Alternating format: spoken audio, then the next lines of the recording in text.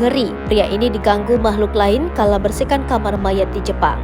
Bekerja di rumah sakit Jepang, seorang pekerja asal Indonesia bagikan pengalaman mistis saat membereskan kamar mayat. Tak kalah seram dengan hantu di Indonesia, tampak pria tersebut sampai ketakutan sembari melaksanakan tugasnya. Momen saat pria tersebut diganggu oleh makhluk yang dipercaya sebagai penghuni kamar tersebut viral di TikTok usai diunggah oleh akun Ring Yuki. Beres-beres kamar mayat dapat gangguan dari makhluk penghuni, tulisnya. Dalam unggahannya, pria tersebut menunjukkan kondisi kamar mayat yang hendak dibersihkan. Berbeda dengan kamar mayat di Indonesia, tampak ruangan tersebut mirip dengan tempat perawatan intensif pasien. Saat baru masuk, pria itu mengaku sudah mencium aroma khas dan udara dingin yang menyengat. Selain udara dan aroma yang menyengat, pencahayaan di ruangan tersebut juga terbilang minim hingga semakin menimbulkan suasana seram.